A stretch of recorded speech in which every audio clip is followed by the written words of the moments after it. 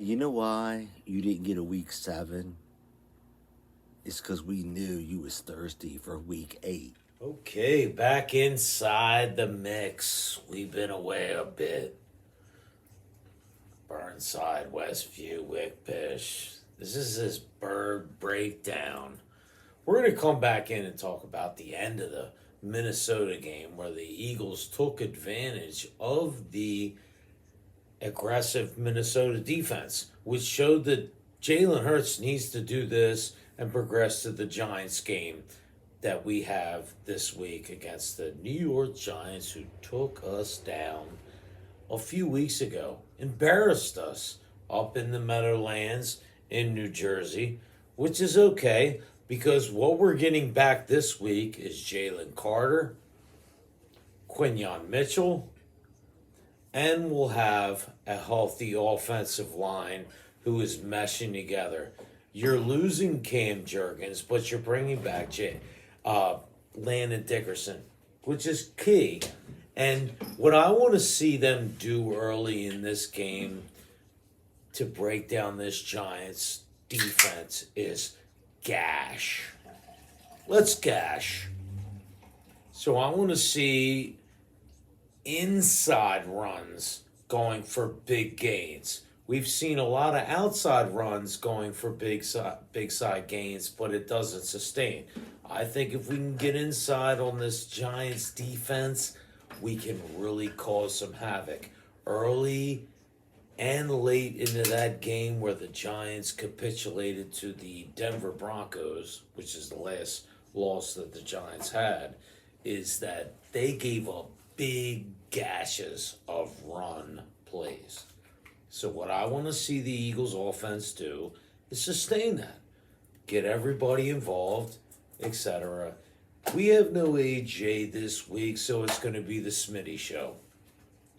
What's Smitty going to do? Are we going to go to Jahan Dotson? We're going to see a lot of Dallas Goedert, what I think. And Dallas Goedert was open in the game 2 weekends ago against the Giants.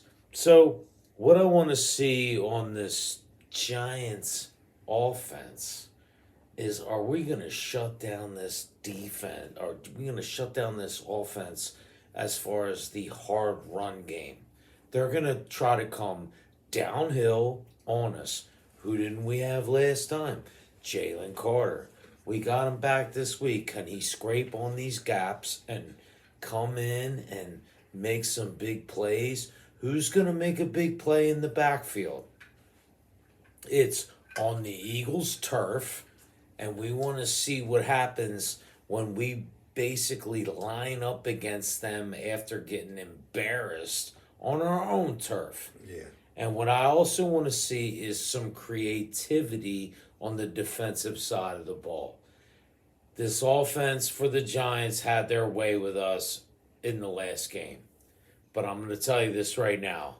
As far as I'm concerned, if you dial up the pressure, which I think Vic's going to do, and you play man coverage and Quinyon Mitchell can sit on someone who is their big play receiver, and we can get some pressure, and our linebackers play good, which is what we had, I'm going 30-14 Eagles win. Burnside, Wickpish, And on Westview. Yeah. I Yeah. didn't know we were doing this. We didn't rehearse this shit. Coming off. Okay. Boom, coming off. West Side. Burnside. Westview. Wickpish. Call what you want. We're coming back with the post game of the New York Giants, Philadelphia Eagles. The Philadelphia Eagles hosted the New York Giants today on South Street, and it didn't go good. So from the first point of the game, what we did is we concentrated on the run game. And what happened? The second play of the game, explosive run play. We wanted to see that early. We saw that in the pregame that we wanted to say what was a key to the game. The first defensive series of the game was peppered in with a lot of really good push on the front. Eagles didn't really take no guff on the run game, got the ball back. We're talking about the second offensive series of the game. Jake misses a 58-yarder. From there, it turned into back and forth. Props to Cam Scatterboo. Hope he's coming back fresh and healthy. Sorry to see him go out on the next series or so of the game. The Eagles turned it up. Hand the ball off to Saquon. Had big yards early and often. Caught a touchdown pass for the second touchdown of the game. And also saw Smitty getting worked in and out of the formation. Doing exactly what he does. Underneath, high, low. And you also saw Hurts do what we call him again, the best deep ball thrower in the league. Another one, even though it's a battle down and Jahan Dotson caught it, dude, it's still a catch. So what we're going to call him is the best deep ball thrower in the league. And then we want to talk about the defense holding the Giants offense down. You talking about sacks? We got at least 4 or 5 sacks. We got Jalen Carter coming up early in the game causing problems. And who I really liked and who I'm going to look for a ripper for the next few games is Jordan Davis. Number 90, number 1 in our hearts. Jordan Davis had a big game today. And that proved to be the X factor in this Eagles dominating victory by 30-something to whatever. I called it. We called it.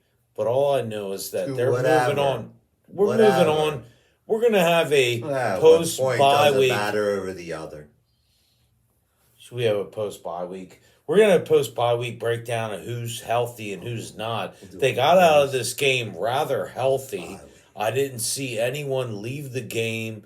And I also saw some of the younger corners get some reps. And I also saw Josh Uche, I will give him nods, get really good pressure out of that freaking defensive end spot, which we needed for a long time. What I also like to see, Tank Bigsby.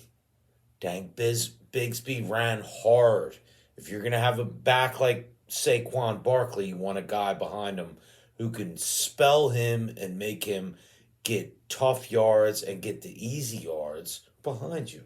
So Eagles are going to 6-2 into the bye week. We'll talk to you during the bye week. We got the Packers coming out of the bye on Monday Night Football. We're going to watch this game tonight, and we'll check back in on you before you know it. You'll know it while we know it.